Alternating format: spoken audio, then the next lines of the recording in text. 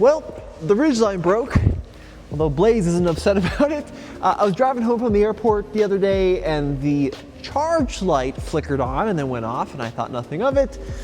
And then it came back on permanently, and 15 minutes later I was stranded at a Walmart. But in today's video, we're not only going to try to replace the alternator on this Ridgeline, we're also going to upgrade it with some parts to make our $4,000 Honda just a little bit cooler.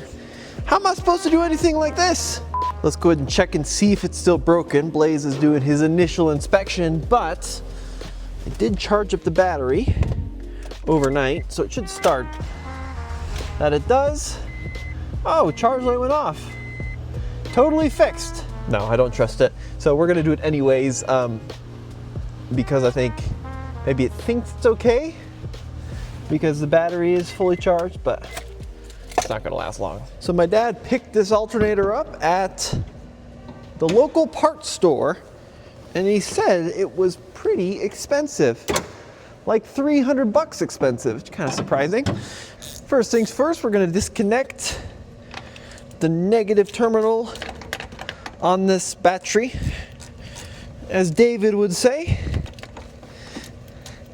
Really showcasing my wrenching knowledge here, which by the way is zero.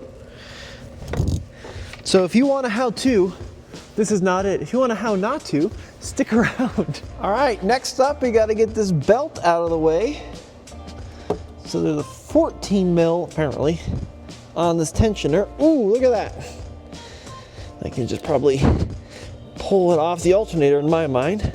Oh, this is going swimmingly. So next up, I've got this little bracket I need to move out of the way. And I've got Dora the Explorer's first Milwaukee impact. Oh yeah. Really look like a nerd pulling this thing out, but I'm gonna remove these couple of bolts, pull this bracket out of the way, and see if Dora the Explorer's first impact can actually do it. So I've been a big Ryobi man my whole life because I've never actually gotten my hands dirty ever. And cases like, psh, can't use that. Oh, come on. Good job, Dora. Look at that. Sweet. Well, that was a bad experience. I've already messed up. I dropped a 10 mil into the void of no return. Believe it or not, my brand new Husky kit came with 2 10 mils of the same size. So I'm gonna try this again. And then I'm gonna have to pull this all apart and try to rescue that one I dropped. So we got both plugs on the alternator undone. Now it's time to actually pull it from its home. Oh. Wow. Oh boy. So as Case pointed out, this is probably the reason our alternator died, is it is caked in oil. And if you look over here kind of by that dipstick, you see how there's like some residue built up there. Some schmutz. Some schmutz. I bet we've got like a valve cover leak. Shiny. Beautiful. Look at that. Wow. You ever seen something quite so nice? Not me. It's as nice as it gets right there. Should have told my dad I only work on stuff pre-1940. All right, everybody. New alternator going in. And actually, it looks like this belt has very recently been replaced because it's in nice shape. All right, so status update. Alternator is in and snugged, and I'm even grabbing my torque wrench to do this right. So there are 3 bolts we got to torque down. The bottom one, apparently I need to torque to 33 cubic feet. And then the top one, I need to torque to 16 kilos. I don't know what metrics are, but that's what YouTube told me to do. So, of course, that's what I'm gonna do. All right, moment of truth. Let's see if this thing explodes. Okay, well, it's running. 14! Wow, look at that! In addition to the alternator, we also have a soft topper to put on the back of the Honda Ridgeline, which is going to allow us to actually protect everything in the bed from the weather, and it's easily removable on and off. So while Tommy finishes up with the alternator, I'm starting the install on our new soft topper. All right, here I've got some of the parts to put together this soft topper for the Honda Ridgeline, and luckily, this kit did come with a few rubber bands. Oh, bummer.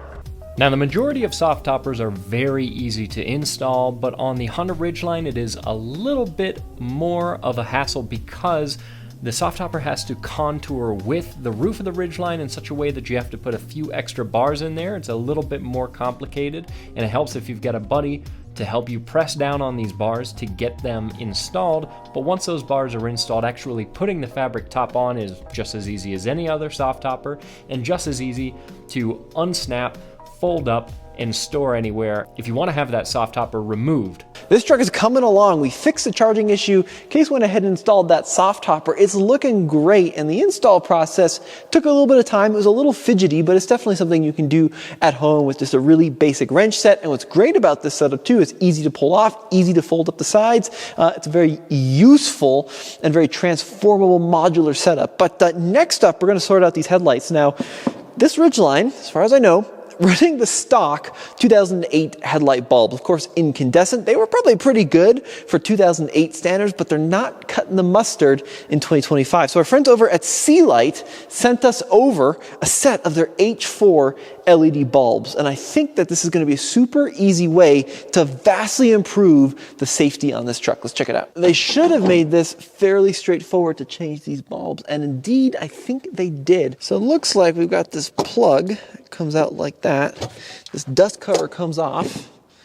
Then there's one clip. Oh my gosh, could it be any easier than that? That is so straightforward. So we've got the new LED unit here. That's going to go in like that. And then this clip is going to come down, latch into position. It's nice and secure. Then we're going to put a little dust cover boot back on here. Make sure we get all three prongs coming out. There we go. And just like that, we should have headlights again. Let's see. Well, this was a super quick and easy way to get a lot more safety and confidence driving at night. I mean, seriously, this job took realistically under 30 seconds. So be sure to click on the link below and see if Sealight has a solution for your vehicle to improve those night driving abilities. You'll be glad you did. Well, Blaze, the shop dog, he didn't do much, but boy, is he good to have around. But I gotta say, this was a super quick and easy day of little jobs that have made a big improvement to this Ridgeline. Thanks to Sealight, we can now see a lot more confidently at night. And thanks to our friends over at Soft Topper, we now have a more weather-tight area to secure the loads. Blaze, come on back, bud. Right in Case's way. And best of all, we got this truck running properly, and this thing is going to be good for another 194,000 miles. Let me know what you guys think in the comment section below. A big thank you to Case today for helping me out, and a big thank you for Blaze for looking cool. And I'll see you in the next one.